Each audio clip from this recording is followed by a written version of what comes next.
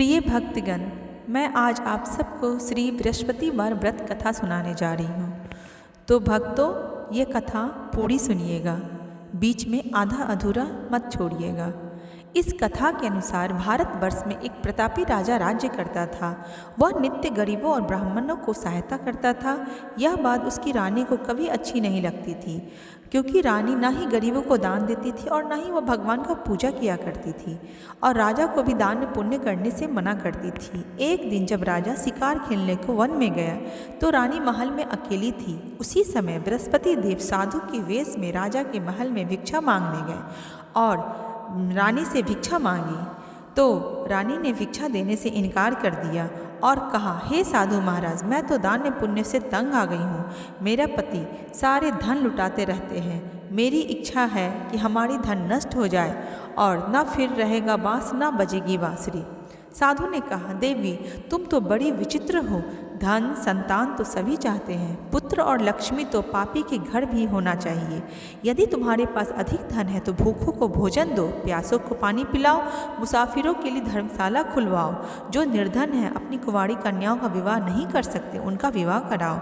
ऐसे और भी कई काम हैं जिनके करने से तुम्हारे यश लोक परलोक में फैलेगा। परंतु रानी पर इस उपदेश का कोई प्रभाव नहीं पड़ा। वह बोली, महाराज, आप मुझे कुछ न समझाए। मैं ऐसा धन नहीं चाहती जो हर जगह बांटती फिरूं। साधु ने उत्तर दिया, यदि तुम्हारी ऐसी इच्छा है तो तथास्तु। तुम ऐसा करना कि बृहस्पति को अपने घर को लीप कर पीली मिट्टी से अपने सिर धोकर स्नान करना, भट्ठी चढ़ाकर कपड़े धोना। ऐसा करने से आपका सारा धन नष्ट हो जाएगा। इतना कहकर वह साधु महाराज वहाँ से आलोप हो गए। साधु के अनुसार कई बातों को पूरा करते हुए रानी को केवल 3 बृहस्पतिवार ही बीते थे कि उसकी समस्त धन संपत्ति नष्ट हो गई। भोजन के लिए राजा का परिवार तरसने लगा। तब एक दिन राजा ने रानी से बोला कि हे रानी, तुम यहाँ रहो, मैं दूसरे देश को जाता हूँ, क्योंकि यहाँ पर तो मुझको सब लोग जानते हैं। इसलिए मैं यहाँ कोई छोटा काम या धंधा करके भी अपनी जीविका नहीं चला सकता। ऐसा कहकर राजा प्रदेश चला गया। वहाँ वह जंगल से लकड़ी काट कर लाता और शहर में बेचता। इस तरह वह अपना जीवन व्यतीत करने लगा। उधर राजा के प्रदेश जाते ही रानी और दासी दोनों दुखी रहने लगी। एक बार जब रानी और दासी को 7 दिन तक बिना भोजन के रहना पड़ा तो रानी ने अपनी दासी से कहा, हे दासी, पास ही के नगर में मेरी बहन रहती है। वह बड़ी धनवान है। तू उसके पास जा और कुछ लेके आ, ताकि थोड़ी बहुत गुजर बसर हो जाए। दासी रानी के बहन के पास गई। उस दिन गुरुवार का दिन था और रानी की बहन उस समय बृहस्पतिवार व्रत की कथा सुन रही थी। दासी ने रानी की बहन को अपनी रानी का संदेश दिया, लेकिन रानी की बड़ी बहन ने कोई उत्तर नहीं दिया। जब दासी को रानी की बहन से कोई उत्तर नहीं मिला तो वह बहुत दुखी हुई और उससे क्रोध भी आया। दासी ने वापस आकर रानी को सारी बात बता दी। सुनकर रानी ने अपने भाग्य को कोसना शुरू कर दिया। उधर रानी की बहन ने सोचा कि मेरी बहन की दासी आई थी, परंतु मैं उससे कुछ नहीं बोली, क्योंकि मैं उस समय बृहस्पति भगवान की कथा सुन रही थी, तो इससे वह बहुत दुखी हो गई होगी। कथा सुनकर और अपनी पूजा को समाप्त करके वह अपनी बहन के घर आई और कहने लगी, हे बहन, मैं बृहस्पतिवार का व्रत कर रही थी।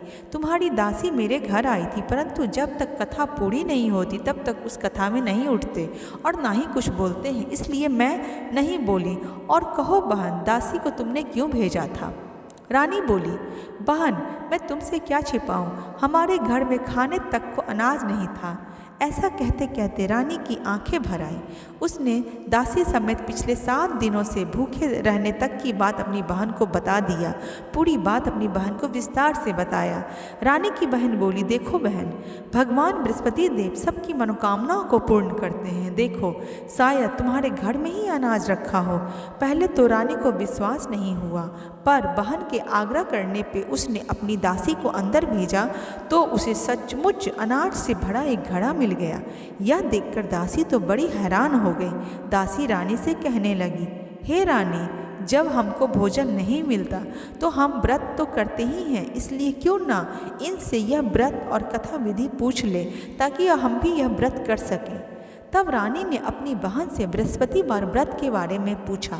उसकी बहन ने बताया, बृहस्पतिवार के व्रत में चने की दाल और मुनक्का से विष्णु भगवान के केले की जड़ में पूजन करें तथा दीपक जलाएं, व्रत कथा सुने और पीला भोजन ही करें। इससे बृहस्पति देव प्रसन्न होते हैं। व्रत और पूजन विधि बताकर रानी की बहन अपने घर को लौट गई। 7 दिन के बाद जब गुरुवार आया तो रानी और दासी ने व्रत रखा। घुड़साल में जाकर चना और गुड़ बीन कर लाई, फिर उससे केले की जड़ और भगवान विष्णु की पूजा किया। अब पीला भोजन कहाँ से हो, इस बात को लेकर दोनों बहुत दुखी हुई। चूँकि उन्होंने व्रत रखा था इसलिए बृहस्पति देव बहुत प्रसन्न थे, इसलिए वह एक साधारण व्यक्ति के रूप में आए और 2 थाली में सुंदर पीला भोजन दासी को दे गए। भोजन पाकर दासी प्रसन्न हुई और फिर रानी के साथ मिलकर भोजन ग्रहण किया। उसके बाद वह सभी गुरुवार को व्रत और पूजन करने लगी। बृहस्पति भगवान की कृपा से उनके पास फिर से धन संपत्ति आ गई, परंतु रानी फिर से पहले की तरह आलस करने लगी। तब दासी बोली, देखो रानी, तुम पहले भी इसी प्रकार आलस करती थी। तुम्हें धन रखने में कष्ट होता था, इस कारण सभी धन नष्ट हो गया, और अब जब भगवान बृहस्पति की कृपा से धन मिला है तो तुम इसे फिर से आलस मत करो। रानी को समझाते हुए दासी कहती है कि बड़ी मुसीबतों के बाद हमने यह धन पाया है, इसलिए हमें दान पुण्य करना चाहिए, भूखे मनुष्य को भोजन कराना चाहिए, धन को शुभ कार्यों में खर्च करना चाहिए, जिससे तुम्हारे कुल का यश बढ़ेगा, स्वर्ग की प्राप्ति होगी और पितृ प्रसन्न होंगे। दासी की बात मानकर रानी अपना धन शुभ कार्यों में खर्च करने लगी, जिससे पूरे नगर में उसका यश फैल गया।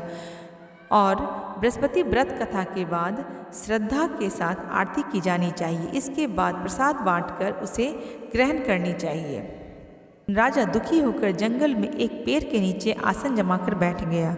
वह अपनी दशा को याद करके व्याकुल होने लगा। बृहस्पतिवार का दिन था। एकाएक उसने देखा कि निर्जन वन में एक साधु प्रकट हुए। वह साधु के वेश में स्वयं बृहस्पति देवता थे।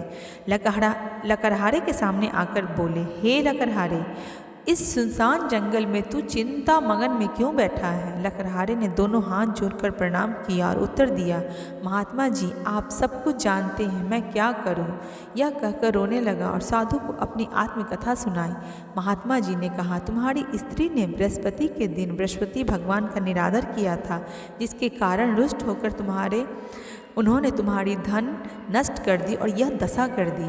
अब तुम चिंता को दूर करके मेरे कहने पे चलो और तुम्हारे सब कष्ट दूर हो जाएंगे और भगवान पहले से भी अधिक संपत्ति देंगे। तुम बृहस्पति के दिन कथा किया करो, 2 पैसे की चना और मुनक्का लाकर उसका प्रसाद बनाओ और शुद्ध जल से लोटे में शक्कर मिलाकर अमृत तैयार करो।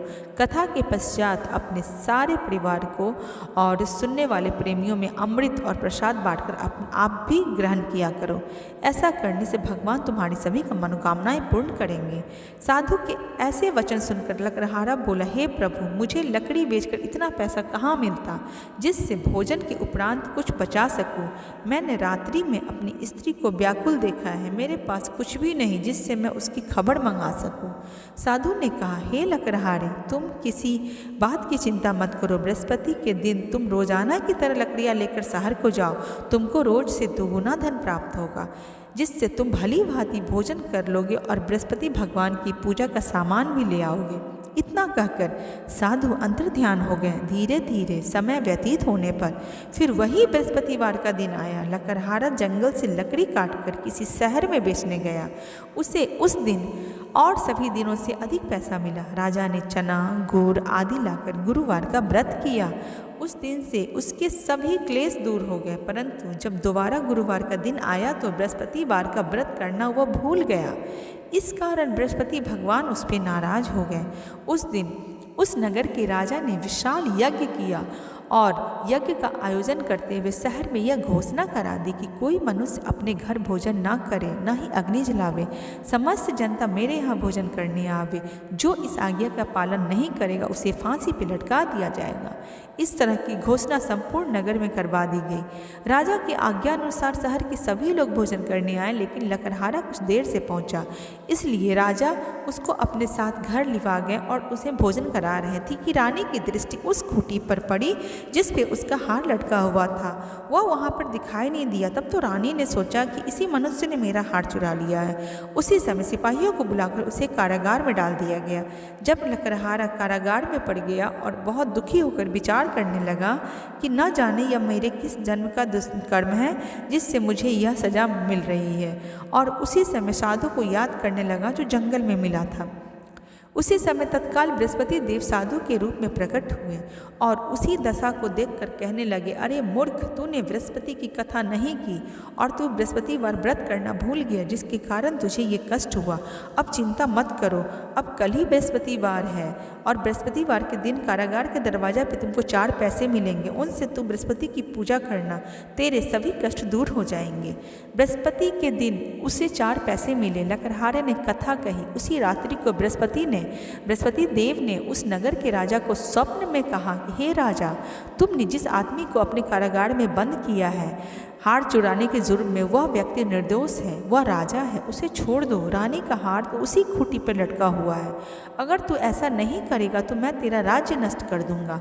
इस तरह रात्रि के स्वप्न को देखकर राजा प्रातःकाल उठा और खूंटी पे जब हार देखा तो उसने लकड़हारे को बुलाकर क्षमा मांगी और लकड़हारे के योग्य उसे सुंदर वस्त्र आभूषण देकर विदा कर दिया।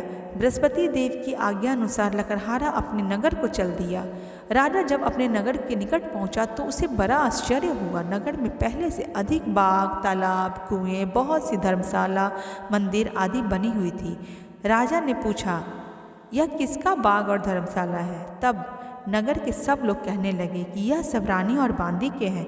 तो राजा को आश्चर्य हुआ और गुस्सा भी आया। जब रानी ने यह खबर सुनी कि राजा आ रहे हैं तो उन्होंने बांदी से कहा कि हे दासी, देख, राजा हमको कितनी बुरी हालत में छोड़ के गए थे। हमारी ऐसी हालत देखकर वो लौट ना जाए, इसलिए तू दरवाजे पे खड़ी हो जा। आज्ञा अनुसार दासी दरवाजे पे खड़ी हो गई। राजा आए तो उन्हें अपने साथ लिवा गई। तब राजा ने क्रोध करके अपनी रानी से पूछा कि यह धन तुम्हें कैसे प्राप्त हुआ? तब उन्होंने कहा, हमें यह सब धन बृहस्पति देव के व्रत करने के प्रभाव से प्राप्त हुआ है। राजा ने निश्चय किया कि 7 रोज बाद जो सभी बृहस्पति देव का पूजन करते हैं, परंतु मैं प्रतिदिन दिन में 3 बार यह कहानी कहूँगा और रोज़ व्रत किया करूँगा। अब हर समय राजा के दुपट्टे में चने की दाल बंधी रहती और दिन में वह 3 बार कहानी कहा करते थे। एक रोज़ राजा ने विचार किया कि चलो अपनी बहन के यहाँ से हो आवे। इस तरह निश्चय कर राजा घोड़े पर सवार हो अपनी बहन के यहाँ को चलने गए। मार्ग में उसने देखा कि कुछ आदमी एक मुर्दे को लेकर शमशान को जा रहे थे। वह उन्हें रोककर राजा कहने लगे कि अरे भाइयों, मेरी बृहस्पति देव की कथा सुन लो। वह बोला, लो, हमारा तो आदमी मर गया है और इसको अपनी कथा की पड़ी है। परंतु कुछ आदमी बोले, अच्छा कहो, हम तुम्हारी कथा अभी सुनेंगे। राजा ने दाल निकाली और जब कथा आधी हुई तो मुर्दा हिलने लगा और जैसे ही कथा समाप्त हुई तो वो राम राम करके उठ खड़ा हुआ। आगे मार्ग में फिर बढ़ा तो उसे एक किसान खेत में हल जोतता हुआ मिला। राजा ने उसे देख अपनी कहानी सुनाने चाहिए तो वह बोला, अरे भैया, तुम मेरी बृहस्पतिवार की कथा सुन लो। किसान बोला, जब तक मैं तेरी कथा सुनूंगा तब तक मैं 4 हरैया जोत लूँगा। जा अपनी कथा किसी और को सुनाना। इस तरह राजा आगे चलने लगा। राजा के हटते ही बैल पछाड़ खा के गिर पड़ा और किसान के पेट में बड़ी जोर से दर्द होने लगा। उसी समय उस किसान की माँ रोटी लेकर आई। उसने जब देखा तो अपने पुत्र को इस हाल में सारी बातें पूछी। बेटे ने सभी हाल कह दिया तो बुढ़िया दौड़ी दौड़ी उस घुड़सवार राजा के पास पहुंची और उससे बोली, मैं तेरी कथा सुनूंगी, अपनी कथा मेरे खेत पर चलकर ही कहना।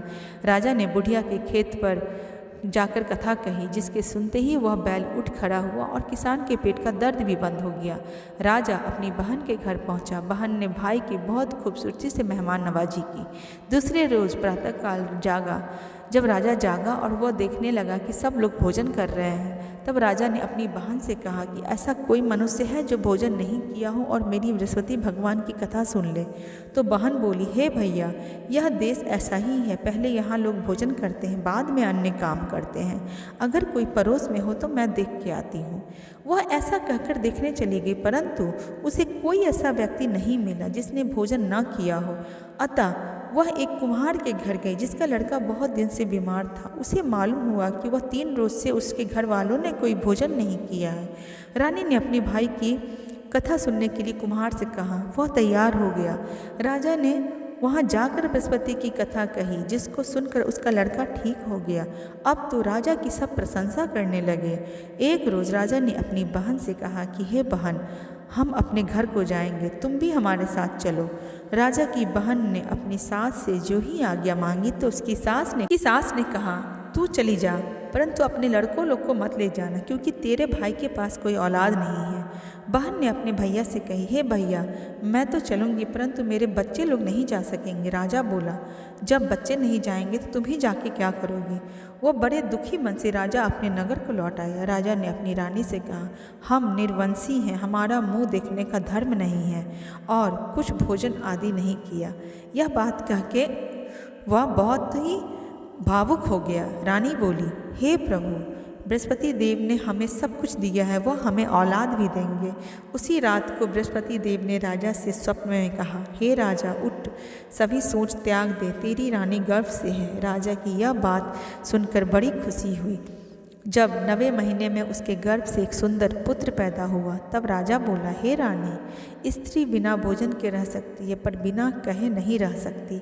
जब मेरी बहन आवे तो तुम उससे कुछ मत कहना। रानी ने यह सुनकर हाँ कर दिया। जब राजा की बहन यह शुभ समाचार सुनकर वो बहुत खुश हुई और बधाई लेकर अपने भाई के यहाँ आई, तभी रानी ने कहा, घोड़ा चढ़कर तो नहीं आई, गधा चढ़कर आई। राजा की बहन बोली, भाभी, मैं इस प्रकार ना कहती तो तुम्हें औलाद कैसे मिलती। तो बृहस्पतिवार व्रत करने से मनुष्य की हर मनोकामना पूर्ण होती है, जैसे कि इस राजा और रानी की मनोकामना पूरी हुई। तो बृहस्पति देव ऐसे ही हैं, जैसे जिसके मन में कामनाएं हैं सभी को वो पूर्ण करते हैं। तो जो सद्भावना पूर्वक यह बृहस्पतिवार का व्रत करता है और कथा पढ़ता है अथवा सुनता है और दूसरों को सुनाता भी है, तो बृहस्पति देव उसकी सभी मनोकामनाओं को पूर्ण करते हैं। मेरे साथ साथ आरती गाएं। ओम जय बृहस्पति देवा, ओम जय बृहस्पति देवा, छिन्न छिन्न भोग लगाओ, छिन्न छिन्न भोग लगाओ, कदली फल मेवा। ओम जय बृहस्पति देवा, तुम पूरन परमात्मा, तुम अंतर्यामी, स्वामी तुम अंतर्यामी, जगत पिता जगदीश्वर, जगत पिता जगदीश्वर, तुम सबके स्वामी। ओम जय जय बृहस्पति देवा, चरणामृत निज निर्मल, सब पातक हरता, सकल मनोरथ दायक, सकल मनोरथ दायक, कृपा करो भरता। ओम जय जय बृहस्पति देवा, तन मन धन अर्पण कर, जो जन शरण परे, प्रभु जो जन शरण परे, प्रभु प्रकट तब हो कर, प्रभु प्रकट तब हो कर, आकर द्वार खरे। ओम जय बृहस्पति देवा, दीन दयाल दयानिधि, भक्तन हितकारी, स्वामी भक्तन हितकारी, पाप दोष सब हरता, पाप दोष सब हरता, भव बंधन हारी। ओम जय जय बृहस्पति देवा। मनोरथ दायक सब संशय हारो स्वामी सब संशय हारो। विषय विकार मिटाओ विषय विकार मिटाओ संतन सुखकारी। ओम जय बृहस्पति देवा। जो कोई आरती तेरी प्रेम सहित गावे स्वामी प्रेम सहित गावे। जेठानंद आनंद कर जेठानंद आनंद कर सो निश्चय पावे। ओम जय बृहस्पति देवा। ओम जय बृहस्पति देवा। जय जय बृहस्पति देवा। सब बोलो विष्णु भगवान की जय। बोलो बृहस्पति देव भगवान की जय। आरती संपन्न होने के बाद पहले भगवान को आरती दिखाएं, उसके बाद परिवार के सदस्य को आरती दें और उसके बाद प्रसाद वितरण करें।